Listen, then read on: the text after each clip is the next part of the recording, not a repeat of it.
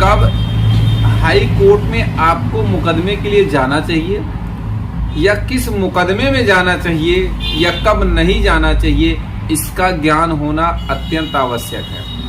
अक्सर लोगों ने ये सवाल पूछा, हमारे कई सब्सक्राइबर दोस्तों ने पूछा कि हाई कोर्ट कब जाना चाहिए या इस मामले में, कहने का मतलब 498A, 323, 504, 506, 406 IPC व 3/4 DPF अर्थात दहेज के मामले में। कभी कभी उसमें 377 भी लगी होती है। तो कब आपको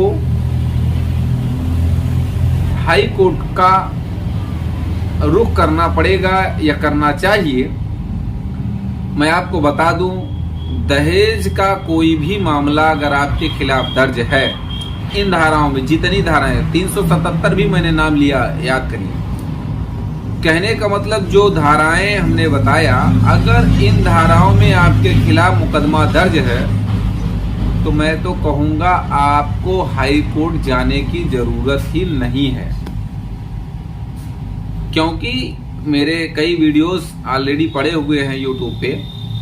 कई वीडियो में हमने ये बताया है कि 498A अर्थात दहेज का जो भी मामला है, जितने भी अभियुक्त हैं उसमें सबकी बेल ट्रायल कोर्ट से ही हो जानी है, यानी लोअर कोर्ट से ही सबकी बेल हो जानी है। तो फिर आप हाई कोर्ट के लिए क्यों जाते हैं? अब सवाल ये उठता है कि हम FIR क्वेश्चन में चले जाएंगे। तो आपको हम बता दें कि हाई कोर्ट FIR क्वेश्चन के मामले में लगभग 10% FIR ही क्वेश्चन की जाती है, 90% FIR क्वेश्चन से कोई फायदा नहीं मिलता। अब कुछ लोग कहेंगे एंटीसिपेटिक में चले जाएंगे, तो हम आपको बताएं भैया, जब गिरफ्तारी है नहीं, सभी मामलों में 7 साल से कम की सजा भी है। अब जब 377 का मामला हम बता दें है, तो 377 का है, आप वेट करिए कि चार्जशीट आने तक।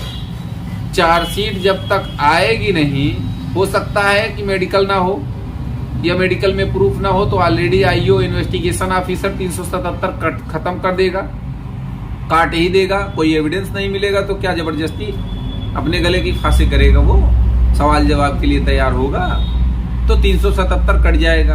दूसरी चीज ये, अब जो बात आती है कि एंटीसिपेटिक बेल में, तो भैया जब लोअर कोर्ट ही आपकी बेल ग्रांट कर देगा, पति की भी बेल लोअर कोर्ट में बात कर रहा हूं, अर्थात कहने का मतलब सेशन भी नहीं, लोअर कोर्ट में ही आपकी बेल हो जानी है।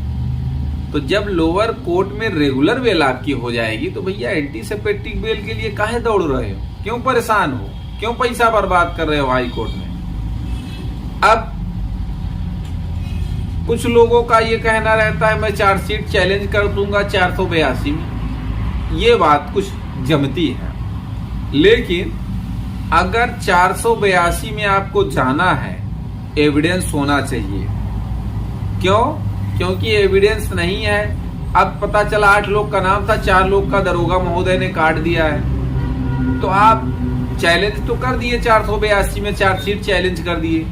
चार्जशीट आप चैलेंज करेंगे तो तत्काल हाई कोर्ट मीडिएशन में फाइल को आपको भेज देगा। अब मीडिएशन में आपका 15-20 हजार पहले घुस गया।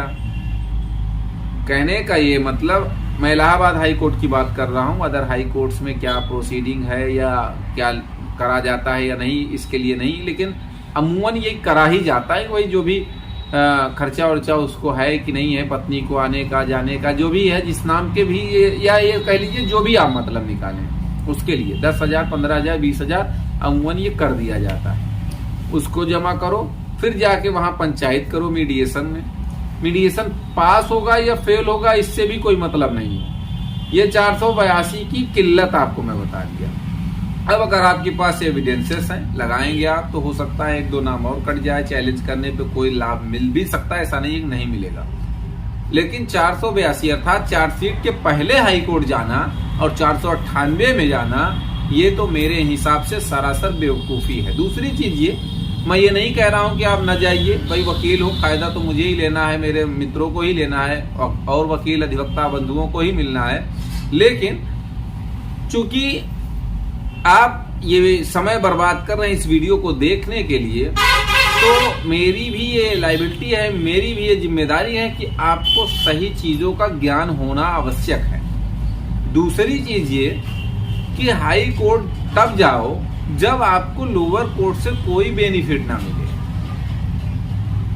अब पहले ही मुंह उठाए चले जाओगे तो कई मामलों में हाई कोर्ट कहता है भाई वहां आप क्यों नहीं कोई काम करके आए, वहां आपको करना चाहिए, उसके बाद यहां आना चाहिए। तो कहने का मतलब यही सिस्टम, यही मीडिएशन में भी वहां पंचायत यही होती है, जाओगे कि नहीं जाओगे, रखोगे कि नहीं रखोगे, क्या है कैसे है, सेक्शन 9 फाइल क्या, दुनिया भर की बात है। तो उम्मीद करता हूं, आशा करता हूं आज की यह जानकारी आपको बेहद पसंद आई होगी। अगर जानकारी पसंद आई तो वीडियो को लाइक करिए, शेयर करिए, यूट्यूब चैनल SP 72 कानून प्रयागराज को जरूर सब्सक्राइब